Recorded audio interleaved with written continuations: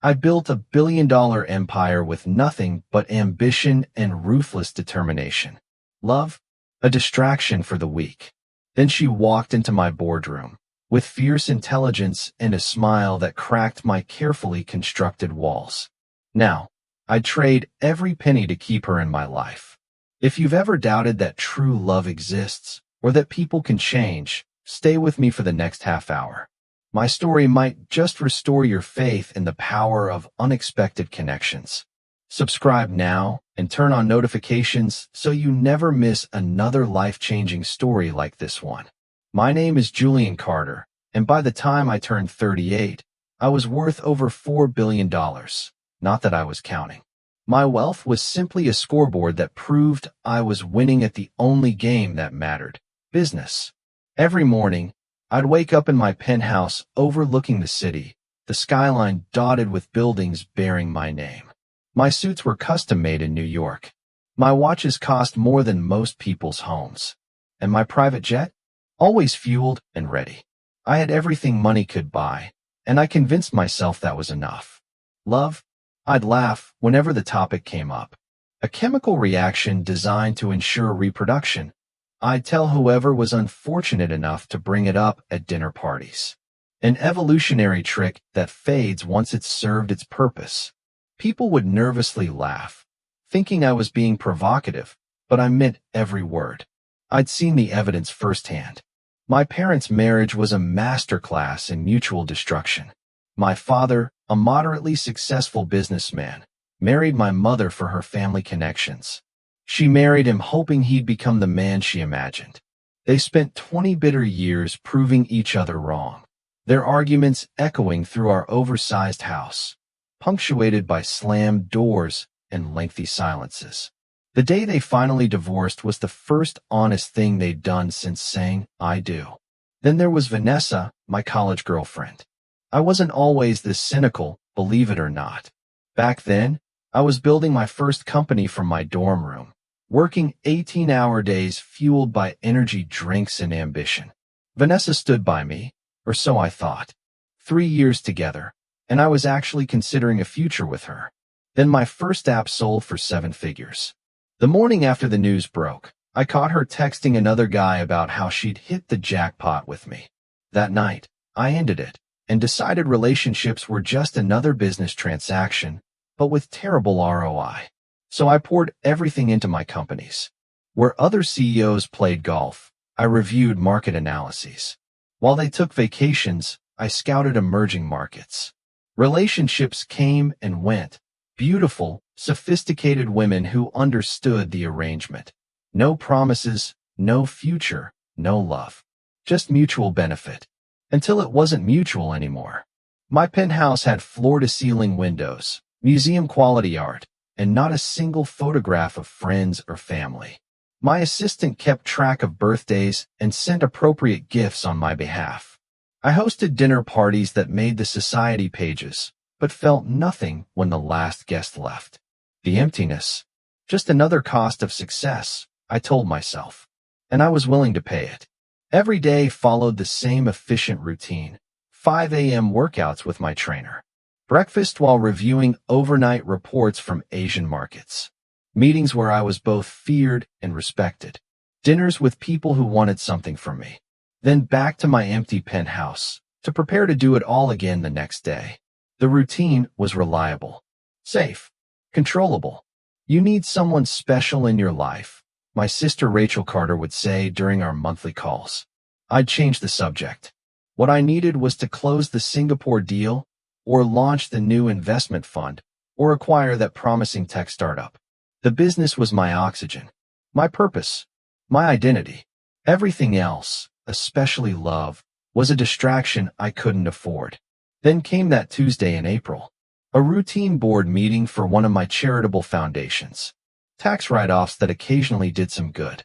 I was half listening to the director's report when the boardroom door opened, and there she was. She was 10 minutes late and completely unapologetic about it.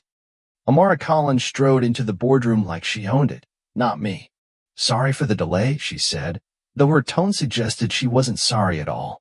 The school I was visiting needed extra time. As the foundation's new education director, she'd been touring the underfunded schools our money was supposed to help. I was prepared to be annoyed, but something stopped me. It wasn't just her beauty, though she was stunning, with deep brown eyes that missed nothing and curves that her modest business suit couldn't hide. It was her presence. The room shifted when she entered, like the air itself recognized someone important had arrived. When Amara presented her findings, she didn't soften her words or flatter the board. "The money isn't reaching the students," she said bluntly. "We're funding administrative bloat while classrooms lack basic supplies." She proposed a complete overhaul of our grant distribution system, challenging 5 years of the foundation's work in 15 ruthless minutes. The board members squirmed. People didn't talk to me this way. They didn't challenge my decisions or question my judgment. I should have been furious. Instead, I was fascinated. "Miss Collins," I said when she finished, "you've been with us for 3 weeks, and you're suggesting we've wasted millions?" She met my gaze without flinching. "I'm suggesting we can do better, Mr. Carter. Isn't that why you hired me?" After the meeting, I found myself lingering, asking her questions about her background. Harvard education. 5 years teaching in underprivileged schools before moving into nonprofit work. She answered politely, but with clear boundaries. I wasn't used to people being unimpressed by me. "Would you like to discuss your proposals over dinner?" I asked, surprised by my own words. "I don't mix business with pleasure, Mr. Carter," she replied with a small smile. "But I'd be happy to schedule a proper meeting." As she walked away, I realized 2 unsettling things. First, I couldn't remember the last time someone had turned me down for anything. And second, for the first time in years, I was genuinely intrigued by another person. Not for what she could do for my business, but for who she was. It was an unfamiliar feeling, and I wasn't sure I liked it. I told myself I was just following up on her proposals. That's why I scheduled a meeting at her office instead of mine to see her in her element. Her workspace was organized chaos. Walls covered with children's artwork and thank you letters, bookshelves overflowing with education research. Nothing like my minimalist glass and chrome office. "Your ideas have merit," I admitted, though praise rarely left my lips. "I've authorized a pilot program based on your recommendations." "Thank you," she said, surprised. "I thought I'd have to fight harder." I recognize value when I see it. I meant the program, but my eyes lingered on her face. Over the next few weeks, I found increasingly flimsy excuses to consult with Amara. I dropped by the foundation unannounced. I requested reports I didn't need. I even attended a school visit, something I'd delegated for years. Watching her interact with those kids, remembering their names and dreams, I glimpsed something I'd forgotten existed, genuine passion, untainted by profit motives. After one particularly long meeting, I casually suggested getting coffee. Just to finish our discussion, I added quickly. Amara studied me with those perceptive eyes. "Is that really what this is about?" No one cut through my pretenses like she did. "Would you say yes if it wasn't?" "I might," she smiled, "if you just be honest about it." That coffee shop was nothing special, some local place she liked, with mismatched furniture and mediocre espresso that cost 1/10 of what I usually drank. But sitting across from Amara, talking about everything except business, I felt something unfamiliar. I was simply Julian, not the billionaire, not the CEO, not the cold-hearted businessman everyone feared, just a man, enjoying a woman's company. It terrified me. I spent 3 days choosing the restaurant for our first real date. Not the most exclusive place, Amara would see through that power move, but somewhere with history and character. When she arrived, wearing a simple red dress that made my heart race, I knew I was in trouble. "These are for you," I said, handing her a small bouquet of purple orchids. "Not roses," she teased, accepting them. "Roses are predictable. You're anything but." Over dinner, Amara asked about my childhood. Not my business, not my wealth, my actual life. When was the last time anyone had cared about that? I found myself telling her about my parents' toxic marriage, about building companies to prove my worth, about the walls I'd constructed around myself. "And what about you?" I asked, desperate to shift attention away from my unexpected vulnerability. "My father died when I was 12, she said simply. My mother raised 3 kids on a teacher's salary. I learned early that real wealth isn't about money. Easy to say when you don't have any. I countered. Is that why you accumulated so much? Are you happy, Julian? No business rival had ever disarmed me so effectively. I had no answer. Walking her home, our hands brushed accidentally. The electricity between us was undeniable. Outside her modest apartment building, in a neighborhood I usually wouldn't even drive through, I hesitated. Thank you for tonight, she said softly. I leaned down, cupping her face gently, and kissed her. It wasn't passionate or demanding, just tender, questioning. When we parted, her eyes remained closed for a moment longer. You're dangerous, I whispered. So are you, she replied, but for entirely different reasons. Spring turned to summer, and Amara became the center of my world. I cleared my Sundays, previously reserved for catching up on work, just to spend uninterrupted time with her. We took weekend trips to coastal towns, staying in charming bed and breakfasts instead of luxury hotels. Amara preferred authenticity over opulence, and strangely, so did I when I was with her. You're different when we're alone, she observed one evening as we watched the sunset from a blanket on the beach. More human.